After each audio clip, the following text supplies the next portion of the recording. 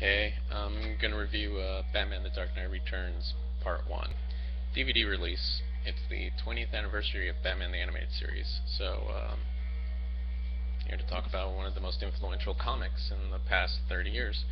Um, it's also influential on the series. There's been a lot of key moments, one of which is Legends of the Dark Knight, which was a story about three kids in which they tell stories about what they view their take on Batman is.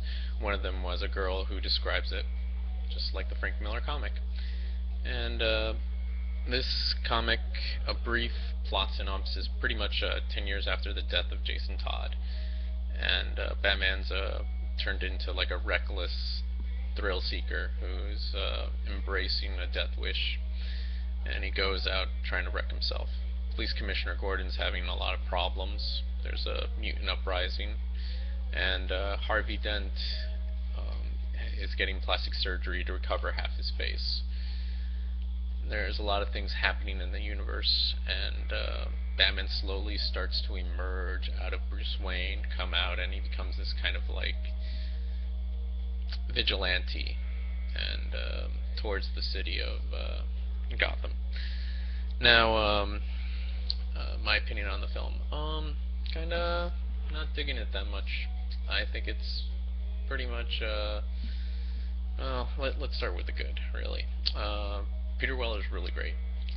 Pretty much predominantly the cast is gravelly, and that could get kind of boring really fast. Peter Weller adds the right amount of humor and tone that's better than everyone else. He stands out. Ariel Winter's Robin is actually really good, except the artwork and that design, that Frank Miller design, doesn't work too well. I mean, it has this blank expression which looks stiff. It's not that good. I really feel like the crew behind this could have done such a better job. In fact, there really are really talented crew. So every time I'm criticizing, I'm trying to say for the best because I really admire these guys and I know they can do better.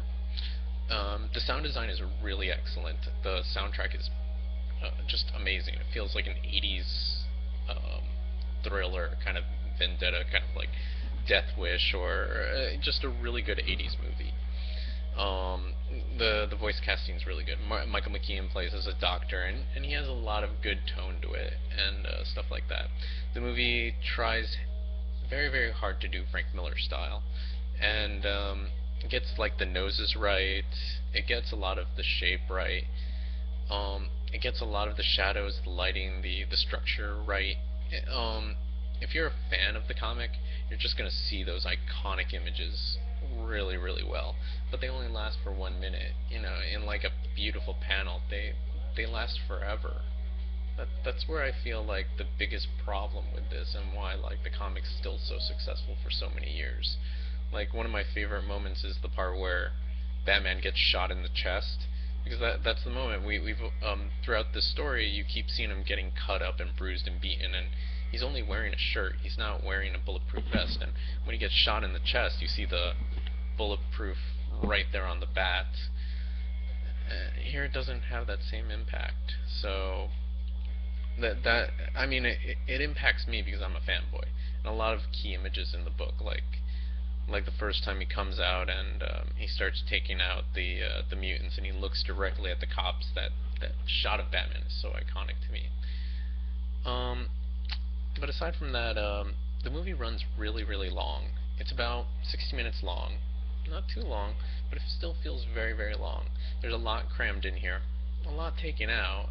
I'm not gonna spoil that, but it plays out too long. Like I said about the style and the format, one of the best moments in the comics are the newsreels, and the way they're designed usually take up only 2 pages. Here it takes on a lot. There's some good moments in which the audio and the dialogue handled really well, but still very close to Miller's design, and the expressions, faces don't really work out too well. I really feel like they should have they should have cut them down, done better design on making them into video. I mean, the mutant leader sequences are very well done.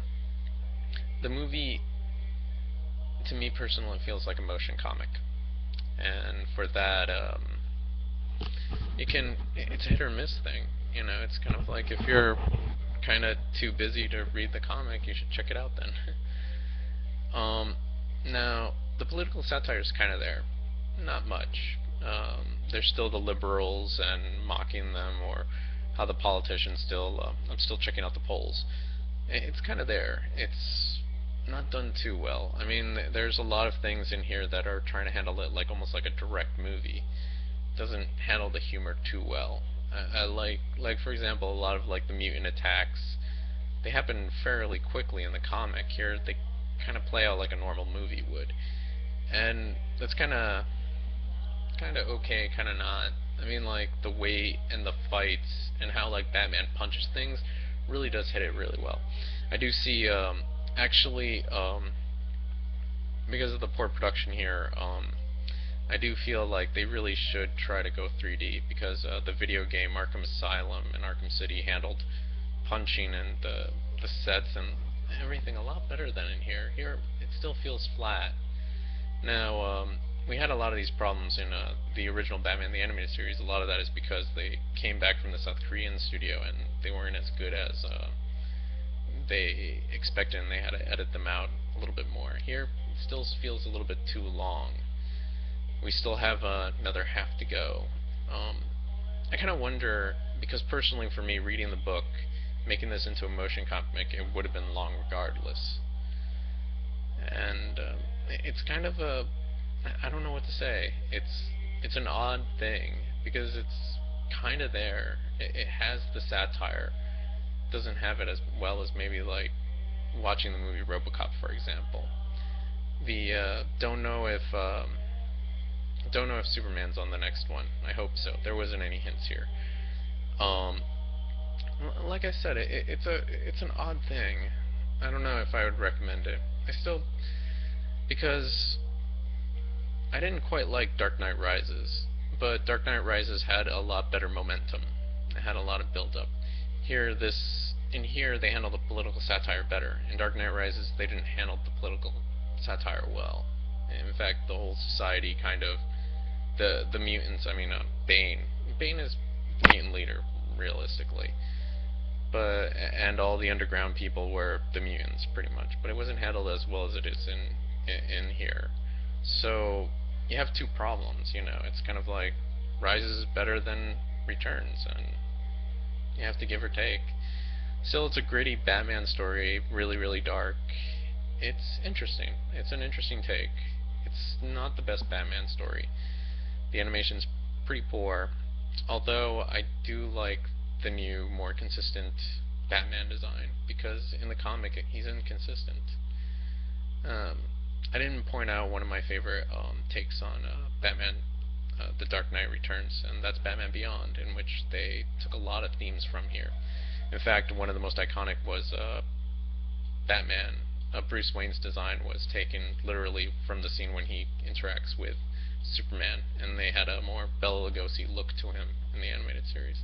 But still, they adapted that really well, rather than the shaven gorilla, which you see here, but it works really well, and that's the most iconic image when you think of The Dark Knight Returns.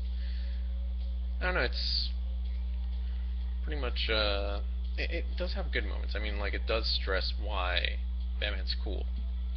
And in a dark, gritty world, he keeps referring to people as soldiers and stuff like that, and it works. Peter Weller is amazing. He does a really good job. He does a really great job. Sounds a little bit too much like Michael Ironside, which is kind of ironic because he's the voice of Batman in The Legend of the Dark Knight. Oh well. So maybe give it a shot. I wouldn't give it. I'm kind of ashamed to have bought it. So, oh well. I hope the next half is really, really good.